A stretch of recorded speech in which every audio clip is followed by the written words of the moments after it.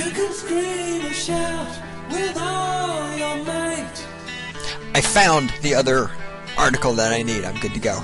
Yes. Dig in your heels and hold on tight. No, you know what to do with your opinion. Straight up your ass, buddy. Straight up your ass. Either you are wrong or I am right. Oh yeah, you know the third possibility. You are wrong. And I am right. It's true. Oh, it's damn true, as Kurt Angle would say. Did I ever talk about... Thank you. Please put your clothes back on, ladies. Stop screaming my name. Did I ever talk at all about St. Louis since I got back? I haven't done that, have I? Yeah, while we were in St. Louis, I ran into a couple of the wrestlers from the WWE at the airport. They were looking for their baggage, like the other people, except me, because I'm not dumb enough to check baggage. I only take a carry-on, because I trust Homeland Security and the airports about as much as I trust a goddamn liberal, which is none. So there you go. Alright, I got the article I was looking for, but before I do that, check this out. Let me flip the computer back over. Here we go! A couple issues ago I talked about RAIN, Rape, Abuse, and Incest National Network, RAIN.org. Listen to this. I jumped over to RAIN.org. Very first thing pops up on the screen, top right here. Come join RAIN for a night of cocktails, hors d'oeuvres, and shopping. On Tuesday, December 20th, Kenneth Cole, New York, will host a benefit at their store on 57th and Lexington. 20% of all sales between 6 and 8 p.m. will go to RAIN to help prevent sexual assault and ensure that rapists are brought to justice. Now, first of all, let's help prevent rape. How are we going to prevent rape? By drinking cocktails, eating hors d'oeuvres, and shopping. We are going to prevent rape by eating hors d'oeuvres, drinking alcohol, and shopping. Let me read from this article. Ryan Barron called alcohol, quote, the #1 rape facilitating drug. So how do you prevent rape? You go to the RAIN organization's fundraiser and drink alcohol. The money raised from this fundraiser will be used to help prevent sexual assault. Let's ask a question here. I want an answer, people. By the way, this is stating the obvious, brought to you by the Cynical Libertarian Society. I am Skippy. In the control room is the lovely and adorable Randy. Today is still the 4th of December. It is 8:25 p.m. This is the third in a series of stating the obvious about the CSU Collegian. Let me ask you a question, and I want an answer, and you can send your answer to God at 204eastsouth.com. How does money prevent sexual assault? Let's say I'm standing here, I'm Skippy, I'm standing here right now, I'm talking to you, stating the obvious, but man, I really want to go sexually assault somebody. So when I get finished here, I'm going to leave, and I'm going to go out, and I'm going to grab the first woman I see, and I'm going to sexually assault her. Now, at the same time I'm doing this, let's say that RAIN has $10 million. How does RAIN having $10 million prevent me from sexually assaulting someone? Why, we are going to raise money to prevent sexual assault. How does you having money stop any person who wants to commit sexual assault? If you have the answer to this question, because I want to know.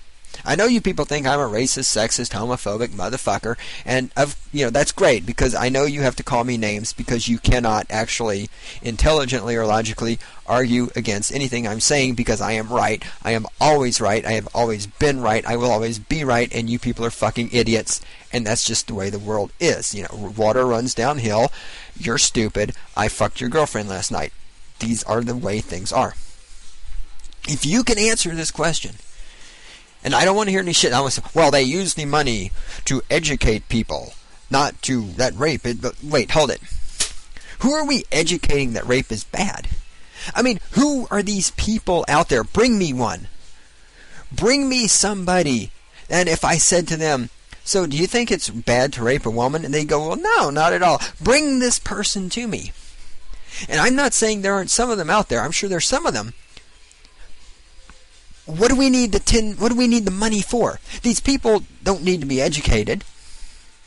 I love when I see these things about college students, going to these classes to talk about sexual.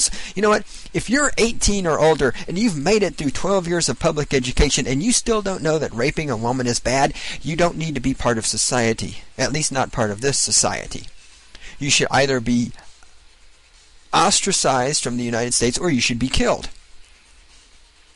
We don't need money to educate these people. Who the fuck are these people who need to be told that raping women is bad? This is like this, we're raising awareness for AIDS. Who the fuck doesn't know about AIDS? The fuck do you mean you're raising awareness of AIDS? Bring me somebody who hasn't heard of AIDS. Show me this mythological person who needs to be made aware of the existence of AIDS. Show me this fucking person. If you can explain to me how having money prevents sexual, how RAIN and other organizations like that, having money, having fundraisers, raising funds, explain to me how putting money in their bank account prevents sexual assault. God at 204eastsouth.com. Explain this to me. Explain it to me. The subject of alcohol. Here's a advertisement for Bud Light. Guys bugging you at the bar? Let this slip out of your wallet. It has a little card here that you can cut out. It says, Celibacy United. Member in good standing. I pledge to remain celibate for the rest of my life, content with the joy of good friends and fine conversation. Yes, alcohol is the number one rape facilitator. Having that little card in your wallet will stop. Liquor advertisements kill me. Here's another advertisement. This did not come out of the Collegian, but this has nothing to do with the Collegian, but I'm going to read it right here anyway. We will not mention the name of this drug. We will simply say bleep whenever the drug's name comes up. But here we see the advertisement for the drug. And our poor little depressed person in the advertisement is saying, I have a great job, but I wasn't enjoying it. I felt like crying all the time. Nothing seemed to make me happy anymore. One night I researched depression. I found out that bleep is the number one prescribed brand for depression and anxiety. The next day I asked my doctor about depression and bleep. We discussed the possible side effects and the different prescription strengths. He also told me that millions of people who have been helped with bleep. We decided that I should try it. Pretty soon I was looking forward to work again. How could I possibly enjoy my career if I didn't manage my depression? Isn't it great? Isn't it wonderful to live in the United States of America? If your kids are in school and they don't want to sit in a desk for 8 hours learning a bunch of boring bullshit that will probably never help them. And obviously, in public school, they're not learning that raping women is bad because they have to be told that when they get to college. And they're not learning that if they drink 40 drinks in one night, they could die from alcohol poisoning because Samantha Spady sure as fuck didn't learn that. So I don't know what the fuck they're learning in 12 years of public education, but obviously it's not very useful. Maybe that's why they have short attention spans and don't give a fuck and they're bouncing around. So if your children are in public school and they can't sit in that uncomfortable hard-ass chair listening to this boring bullshit from some idiot who got a teaching degree at the local community college and doesn't know what the fuck they're doing, if your child can't sit through that, what do you do to your kid? You dope your fucking kid up. If you have a job that sucks ass and you're not happy, what do? Do you get another job? No. What do you dope yourself up. How could I possibly enjoy my career if I didn't manage my depression? Pretty soon I started looking forward to work again. Oh boy, if people aren't productive, happy members of the workplace, we'll dope them up. That way they'll be productive, happy members of the workplace. Brave new world, anybody? But hey, you know what? If you're on your own time, you feel like smoking a joint because you want to get high, we'll put you in prison for that. We can dope up your kids so they can go through public education. You can dope up yourself so that you make it through the workday, so that you can spend 8 hours plus slaving away at minimum wage, so that some motherfucking rich guy can get his $600,000 a year, and so that you can pay taxes, so that George Bush can drop bombs on children in Iraq. But if you want to smoke a motherfucking joint because it makes you happy, we're going to put you in prison. Ah, yes, the war on drugs. One last irrelevant thing, CNN.com. Study: Antarctic ice sheet may melt in 7,000 years. Only 7,000 years, folks. We're in deep shit. Alright, back to the Collegian. A column here by Meg Bird. She is an idiot. A view of poverty. Recognizing poverty in our own nation is an important step to fixing it.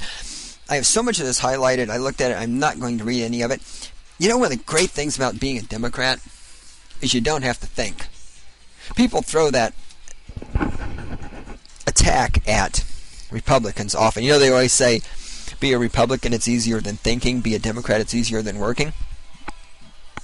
The great thing about being a Democrat, I think it actually involves even less thinking than being a Republican. Because if you're a Democrat, everything comes down to racism. Because you see, the reason these people in this column she's talking about are poor is because they're blacks or Hispanics. And of course we know that everything is because of poverty. Everything is because of racism. It's great to be a Democrat because no matter what happens, first of all, you never have to take personal responsibility for it. You never have to be accountable for your own actions. And then you just blame everything on racism. Education leads to acceptance. This column represents the views of the Collegian's editorial board. Tolerance leads to understanding, which leads to acceptance. We are proud that Fort Collins is tolerant of other cultures, and specifically today Muslims. But blind tolerance is only the beginning. Blind tolerance is only the beginning. You should not just be tolerant. We've now moved. Liberalism has now moved. Political correctism. Correctism? Is that a word? I didn't think so. Political correctism. Is that a word? PCism! Thank you, Randy. That'll work. She's writing me emergency notes on the whiteboard in there to get my shit together. PCism has moved beyond mere tolerance. No. That's not enough anymore. Now we must have blind tolerance. And even blind tolerance is only the beginning.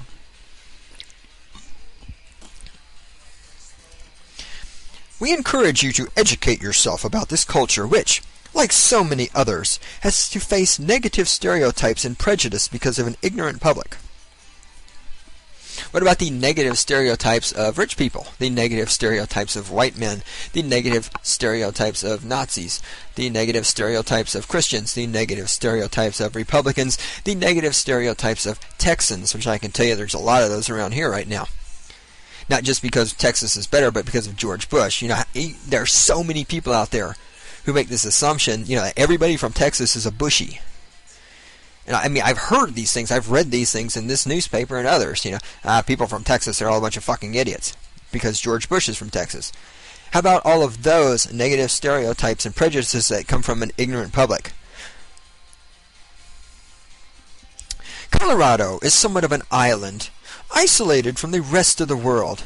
A lack of obvious diversity contributes to our Western-centric way of thinking about the world, so we need to make extra efforts to bring that world of diversity to us. Knowledge of a culture is different from our own. Knowledge of a culture different from our own can help us grow as human beings. It is human nature to shun that which we do not understand, but we should fight through our comfort zone and expand our horizons. Reading today's front page is a great start to enlightenment.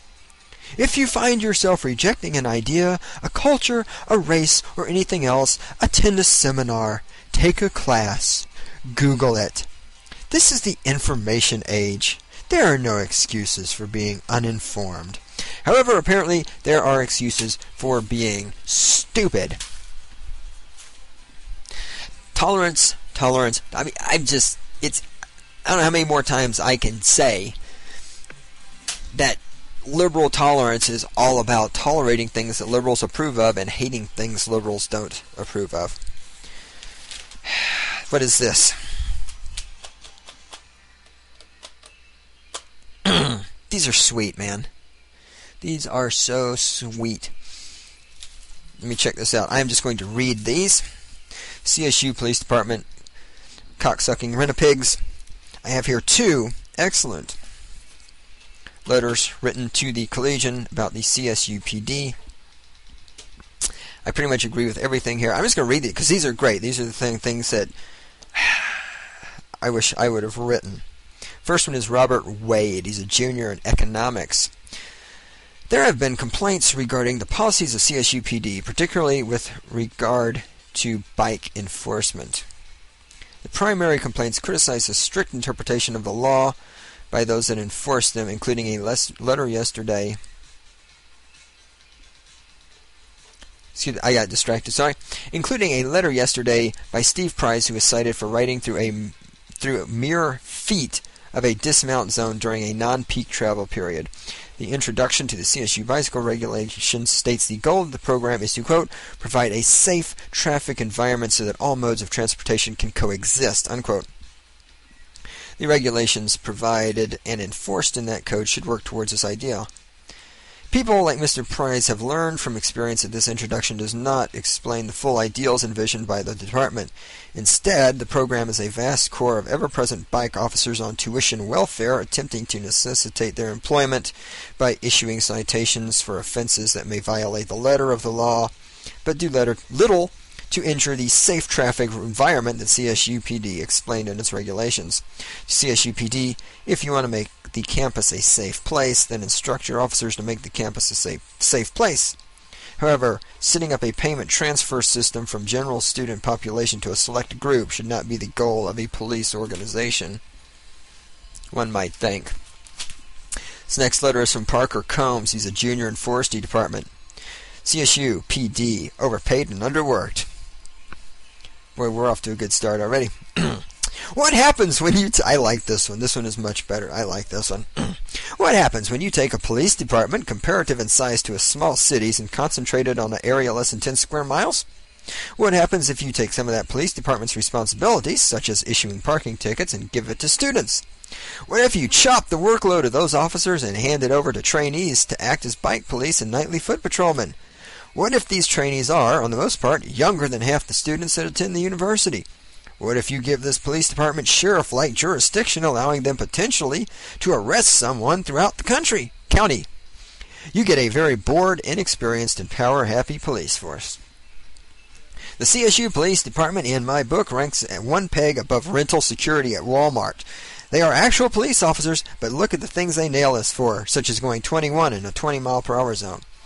I am one of thousands of students who bike to work every day. I stop at stop signs, signal when I turn, and obey, on the most part, the dismount zones. But I bike to school in a very hostile environment where your average driver does not look out for bikers.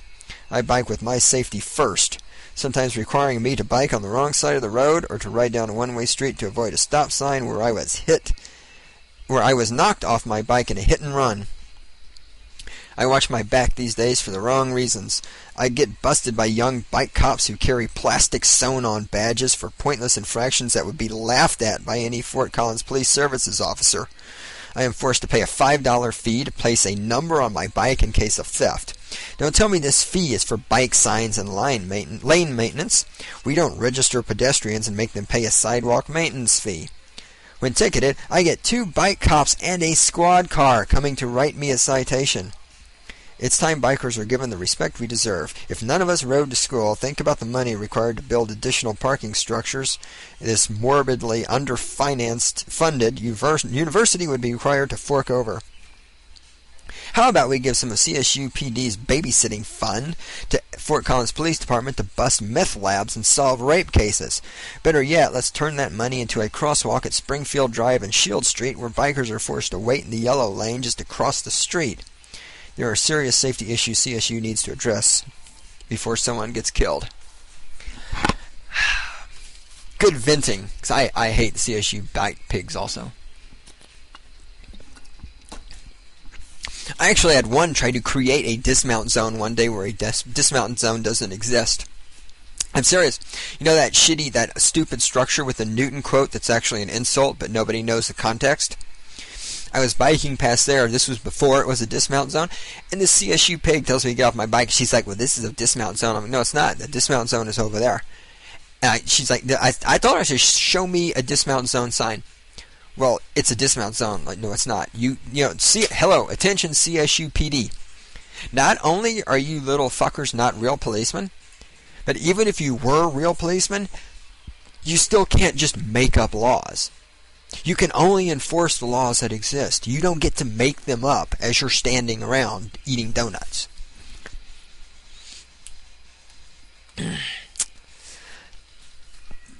Students here to stay. This column represents the views of the Collegian's editorial board. The Fort Collins City Council's 3 unrelated rule is discriminatory. Here we have a law that says you cannot have 3 people not related to each other living in the same house. I'm only reading the first 2 sentences of this because it's necessary. The Fort Collins City Council's 3 unrelated rule is discriminatory. It discriminates against students and those who do not believe in marriage or who are not legally allowed to marry, including homosexuals. Now, this is why journalists are stupid. The law says you cannot have 3... Wait, is it 3 or more, or is it no more than 3? No, it's no more than 3.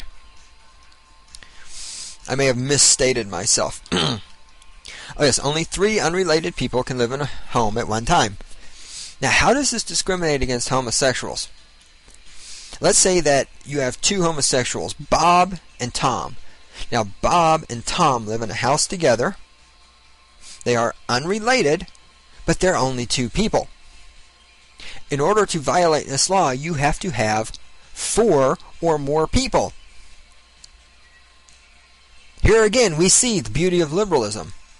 You don't have to think. You just blame everything on racism. Well, it's discrimination. They're discriminating against homosexuals. Even though there's no fucking way in hell this could every homosexual in Fort Collins could find a homosexual partner. They could all move in together. Nobody is violating the 3 unrelated...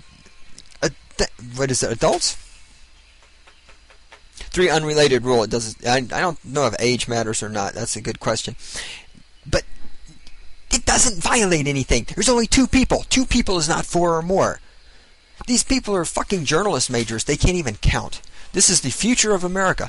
This is the 4th estate. These are the people who are watching the government and looking out for us. We are so fucked.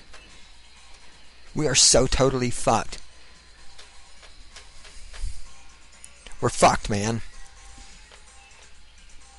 I was thinking about reading this from Connie Succo, I don't know. She's a library technician. Basically, she's crying because somebody wrote into the Collegian and said fat people are fat because they eat too much and don't exercise enough. And isn't it amazing that this, we'll talk about this when I get to the fat people column, which I am not prepared to do because I'm actually going to need to put some notes on that one. Should I just save that? Why is it smokers, you can talk shit about smokers all day long. Oh, it's unhealthy. You have to stop smoking. You are bad. Being overweight is unhealthy. Being overweight is bad. You tell a fat person, hey, you're fat, you need to lose some weight. Oh my God, how dare you.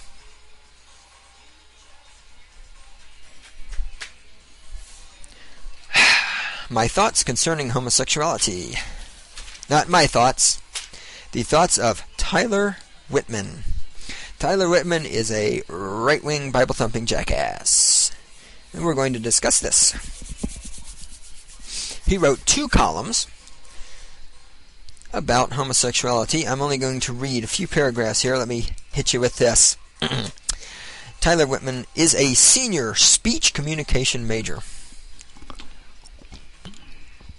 What exactly do you do with a degree in speech communication? I'm thinking you either teach speech, which isn't necessarily terrible. I mean, I know somebody who teaches speech. You either teach speech or you're a spokesman for some multi-billion-dollar corporation that rapes the environment or you're a spokesman for some government organization that rapes everybody. Okay, Tyler Whitman, my thoughts concerning homosexuality. I stand firm in the truth, as written in the Bible, that homosexuality is a sin. Now I know there's just a score of you out there who are willing to become biblical experts for 2 minutes to tell me homosexuality is not specifically mentioned in the Bible, nor is it condemned. You would be out of place telling me, or anyone else for that matter, such a lie. Romans 1:26-27 paints quite a clear picture of homosexuality being firmly condemned by God. There are other instances where homosexual behavior is looked down upon in Scripture, but none to my knowledge that are quite so specific. Some of you are bound, even having the evidence in your hands now, to continue to assert that the Bible doesn't condemn it. Now, first of all, if there are other passages in the Bible that condemn homosexuality, why the fuck don't you mention them? Could it be the reason you don't mention them is because they don't exist? I mean, if I were trying to make my case, and I had evidence to support my case, I would probably want to bring the evidence forward. I love it when people say, I have evidence to support my case. However, I don't need to mention that evidence. I am now getting out. Yeah, this is one of those moments where it would be helpful if I knew the Bible. Now let me warn all of you out there. I have no clue what's coming. There's Deuteronomy, Numbers, Exodus, Genesis. Okay. Romans must be the other way. I am just pulled the Bible off the shelf here in the palatial recording studios of the cynical libertarian society.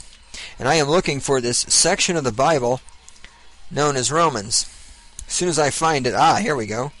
Is this a New Testament? This is New Testament. I was thinking it's Old Testament. Alright, 1:26 and 27. That's Acts. La la la. La la la la la la. Okay. Here we go. 1:26 and 27. For this reason, God gave them up to dishonorable passions. Their women exchanged natural relations for unnatural, and the men likewise gave up natural relations with women, and were consumed with passion for one another, men committing shameless acts with men, and receiving in their own persons the due penalty for their error.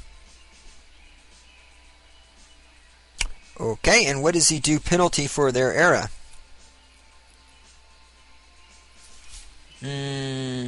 Oh, look, the due penalty for their error was to be told that they could not get married by conservative Republicans. No, that's actually not what it says. God gave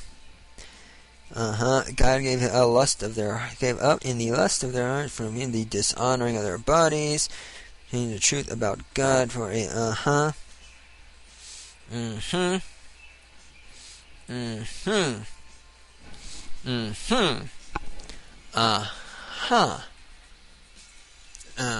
Okay. Not a biblical scholar, and I am not exactly having time to do a thorough examination. I'm going to set that aside. We'll look at that later. On first examination of those passages and a quick glance at surrounding passages, without in-depth analysis, because I can't analyze the Bible and talk to you at the same time, I'm good, but I am not that fucking good. It appears that he is correct. The Bible is saying homosexuality is... I don't actually see the phrase homosexuality is a sin and you will burn in hell for it.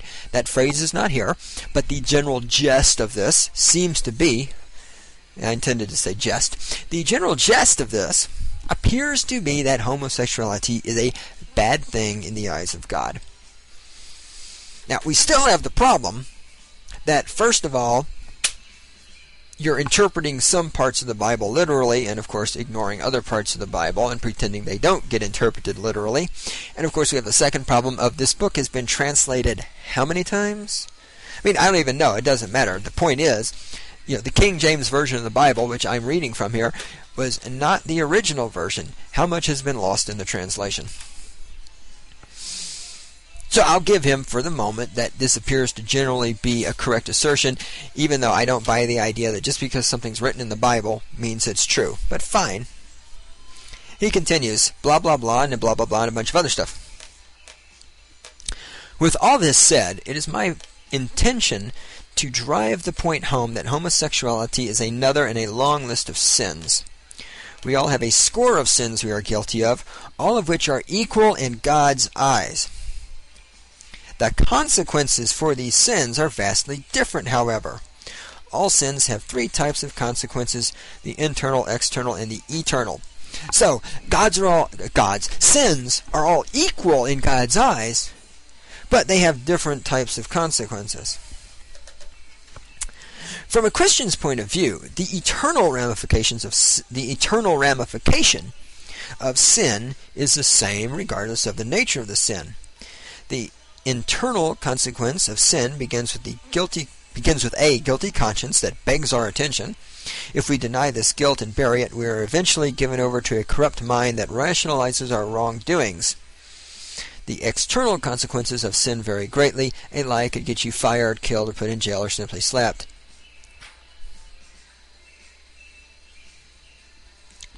So you see, the external consequences of sin vary depending upon the context and nature of the sin. Not all sins are equal in the eyes of men, but they are in the eyes of God.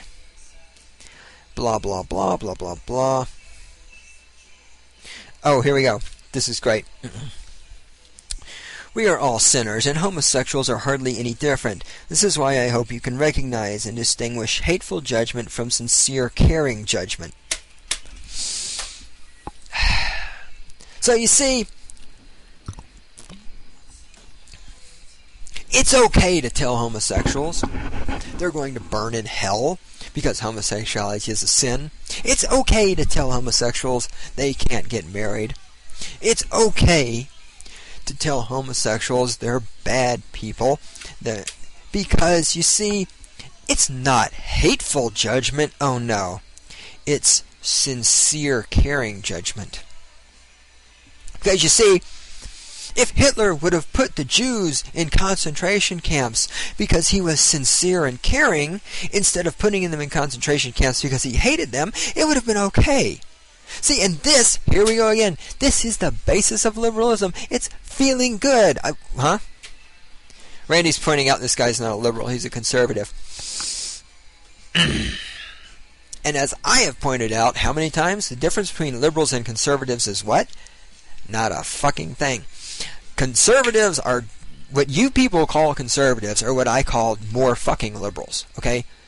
The chasm, we just discussed this in the previous edition of STO, the chasm between the Republicans and Democrats is not as big as you dumb fucks think it is. That's an illusion created by the media, created by the political parties, created by the machine that's trying to keep you stupid, created by those 12 years of public education where you got fucked up in the head, okay? He can call himself a conservative. He's a fucking liberal to me. You're all a bunch of fucking liberals. What was I talking about, Randy? Yes! It's not hateful judgment. It's sincere, caring judgment. You know, when I was hanging that black person from a tree limb, when I was lynching that black guy, I didn't have hatred in my... I was sincere and caring lynching. When I was raping that woman, I didn't have hatred for that woman in my heart. No. It was sincere, caring rape. My judgment for homosexuals isn't judgment of hatred. No. This is sincere, caring judgment. I'm so sincere.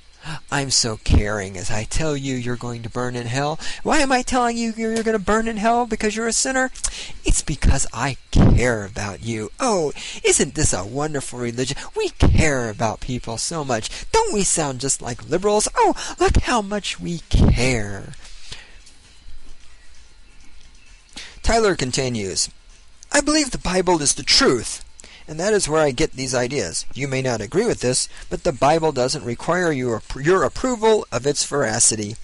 Some of you would write me off as a raging lunatic, and so be it. Others of you may be disturbed on some level by what you read, and that's because this is so much more than an opinion. Ah, yes, Mr. Tyler Whitman. biblical scholar. This is so much more than an opinion. The man is mindlessly reading a book that was written thousands of years ago and pretending it's true. Dude, it's mythology. Your fucking God doesn't exist. Your Bible is not the Word of God. This shit's not true, man. It's mythology, you dumb motherfucker. And who are you with this? This kills me too. Maybe it was in here and I didn't highlight it. I saw this somewhere. Some idiot, it was probably him, wrote in the Collegian about how there are all these different religions and only one religion can be right, and it's our religion, and everybody else's religion is wrong. And the people who read the Bible, believe this shit they say, I have a question for you dumb motherfuckers. How do you, let's for a moment, let's say there's a God, fine, some kind of God. Let's say there's only one religion that's right. How do you know it's any of the religions that exist today? Before Christianity existed, people were running around going, there's only one right religion, and it's gotta be mine. Before Islam existed, people were running around going, there's only one right religion. How the fuck do you people know that if there is a God, if there is one right religion, how the fuck do you know it's here already? Talk about motherfucking conceited. Talk about motherfucking self-centered. How in the fuck do you know?